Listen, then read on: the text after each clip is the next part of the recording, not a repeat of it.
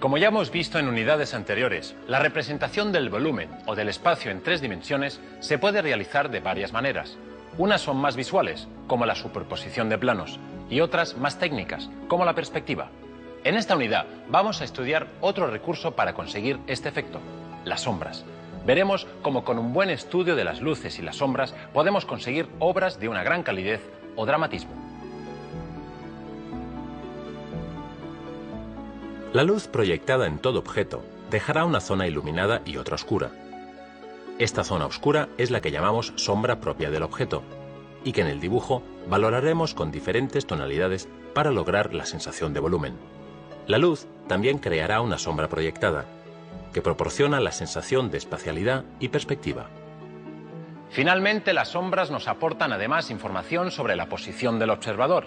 Como veis, las sombras son todo un mundo. Antes de empezar, vamos a dar un repaso a los materiales que utilizaremos en los ejercicios que siguen. Lápices de grafito, papel de dibujo básico block, goma de borrar, una regla de 40 centímetros. Estos son los materiales que utilizaremos en esta unidad.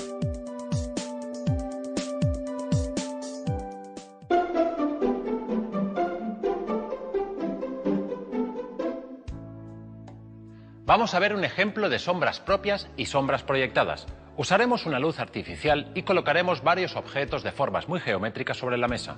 Buscaremos una iluminación a una altura de unos 45 grados. Nos permitirá observar tanto los valores de gris en la figura como la sombra que se proyecta en la superficie. Vamos allá.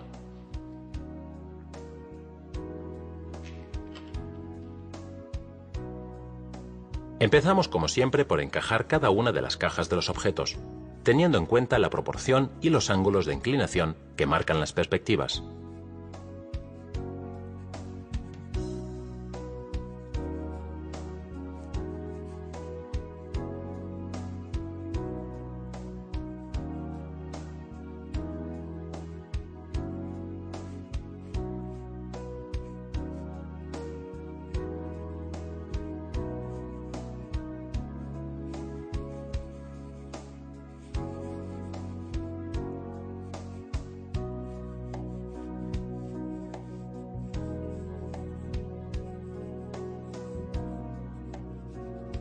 Una vez tenemos los objetos dibujados con líneas, iniciamos el estudio de las trayectorias de las sombras.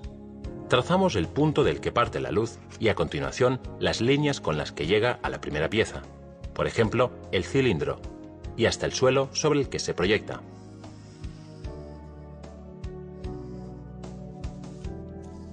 Trabajemos con calma. Solo así conseguiremos el resultado que buscamos.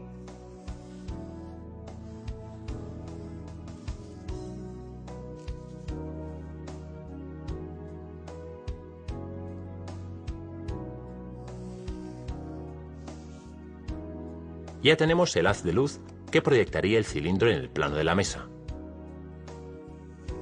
Ahora, desde la vertical de la luz hasta el suelo, trazamos el punto de la base de la luz.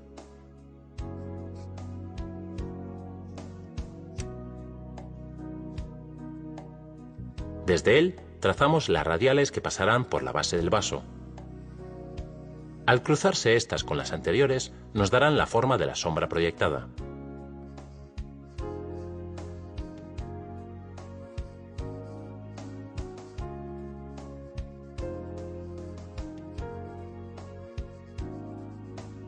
Realizamos el mismo proceso en todas las formas de la composición, dejando marcadas con líneas todas las sombras en el plano de la mesa.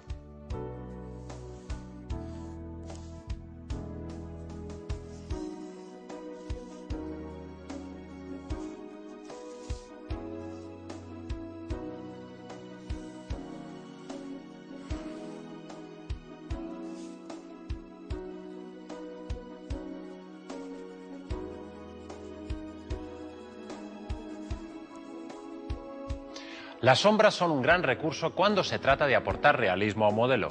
Podemos practicarlas fácilmente con unos cuantos objetos y una buena luz artificial.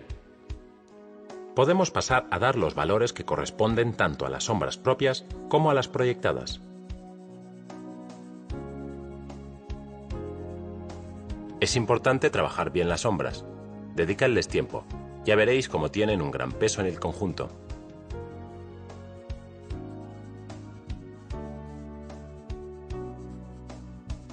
Como podemos observar, las sombras que quedan más opuestas al foco de luz son las que presentan zonas más oscuras en el objeto. También podemos ver cómo la zona de la sombra que queda pegada al objeto es más oscura y perfilada y cómo al alejarse se va difuminando el contorno, a la vez que se aclara el tono. Según vamos modelando las formas con sus sombras, podemos comprobar cómo la sensación de volumen aumenta y cómo los contrastes van dando al conjunto una atmósfera, que será más luminosa o más tenue según lo radicales que sean los cambios de tono.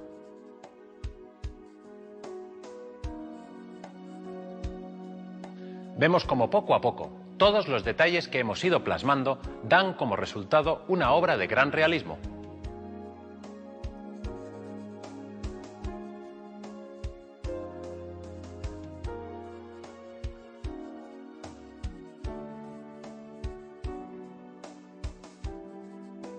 Para acabar de matizar ese valor atmosférico, podemos darle al fondo un tono.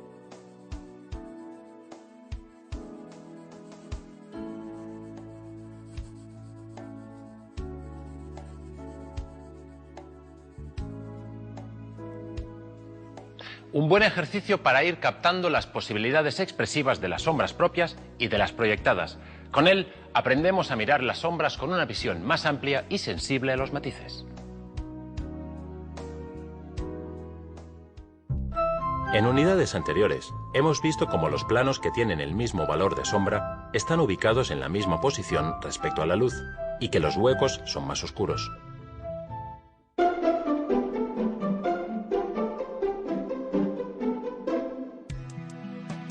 En este ejercicio realizaremos un estudio de claro-oscuro, o lo que es lo mismo, una aplicación más radical de la técnica del sombreado, basada únicamente en las sombras y las luces máximas. De nuevo, una buena colocación del modelo y de las luces es fundamental.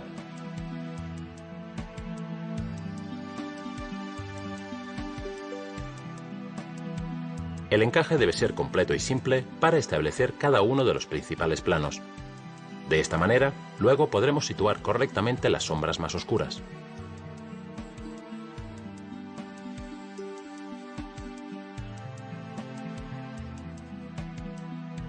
Muchas veces el modelo nos ofrece varios elementos.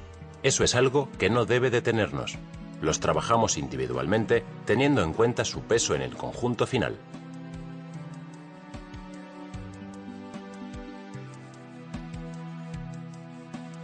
Con el encaje resuelto empezamos a dibujar las sombras proyectadas por los libros sobre la mesa.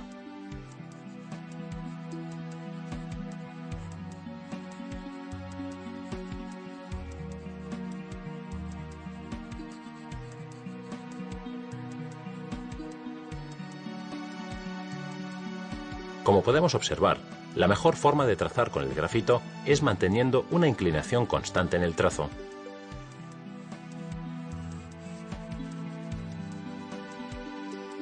Se trata de ir ejercitando estos conceptos básicos para luego abordar sin miedo obras más complejas. ¡Ánimo!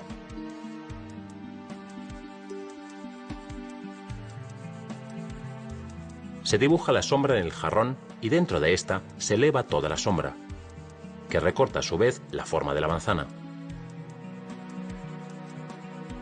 Con un trazado mucho más oscuro empezamos a dibujar todo el fondo, recortando los perfiles. Se oscurece completamente el fondo con mayor intensidad en la zona de la izquierda y con un trazado cruzado más suave en la zona de la derecha.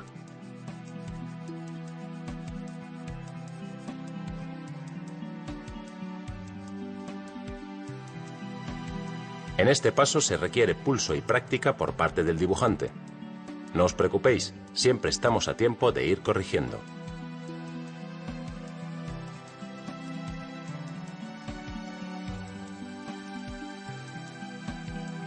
En la técnica del claroscuro, los tonos medios pueden quedar asumidos por los más oscuros.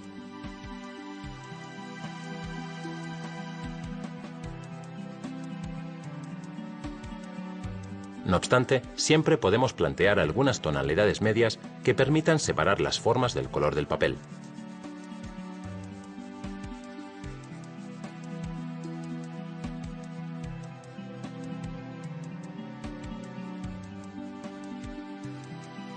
De la misma manera que hemos esquematizado la sombra en el jarrón, lo hacemos ahora en la manzana.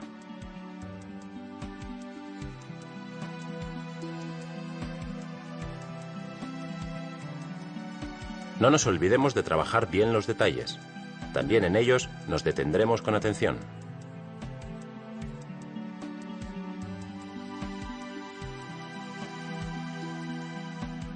Con un trazado rápido apuntamos las cubiertas de los libros.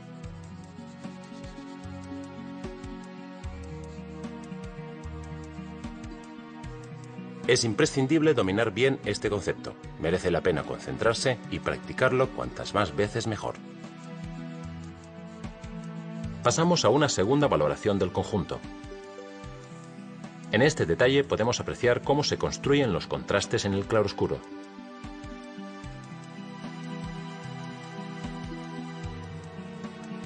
El arquitecto León Battista Alberti afirmaba que la belleza es la armonía de todas las partes de una composición, una cita muy adecuada en este trabajo.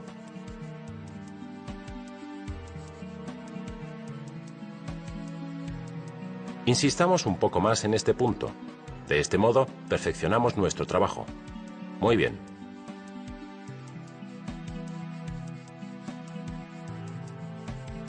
Vamos a realizar la sombra proyectada de la manzana con oscuros muy densos que contrastan por un lado con el tono medio y por otro, y en menor intensidad, con el gris de la sombra de la fruta.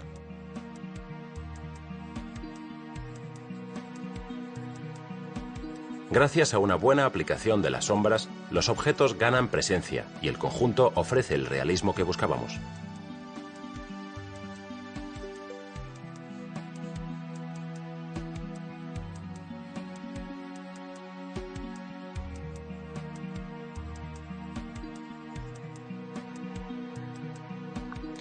Dibujamos la sombra del lomo del libro con un oscuro muy denso.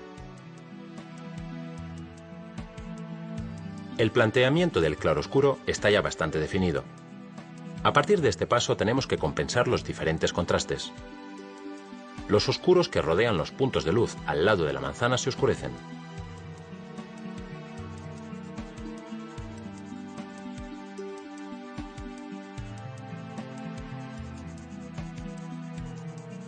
En la zona izquierda de los libros vamos a aumentar notablemente los oscuros, que ahora se diferencian bastante de los grises del lado derecho.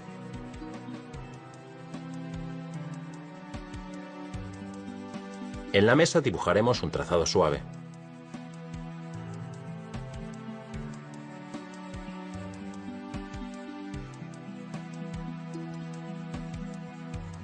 Creamos diferentes tonos y contrastes en los libros,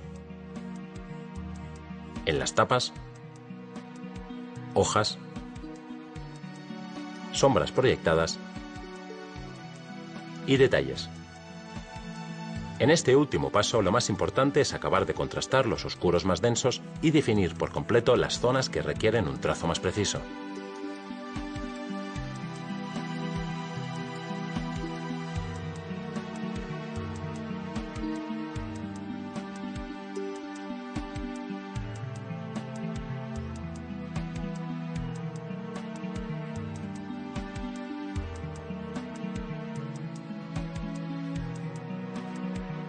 Finalizamos con la goma abriendo blancos.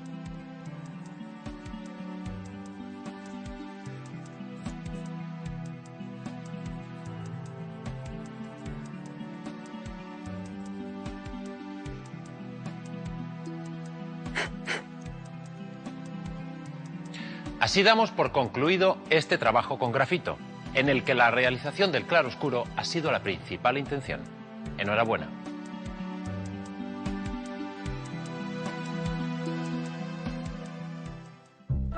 Cuando dibujamos sobre el papel con una barra de grafito de dureza muy baja, los negros que permite son muy densos y cerrados.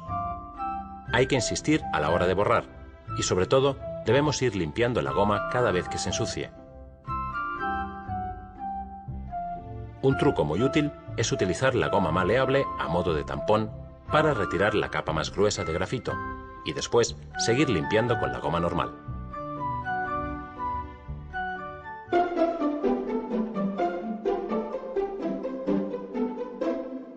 La situación de los elementos y la inclinación de la luz es clave para conseguir un juego de sombras propias y proyectadas que resulte interesante para el artista. La longitud de las sombras depende de la situación del principal foco de luz. La distancia del foco de luz hace que las zonas más luminosas resulten más contrastadas o más suaves.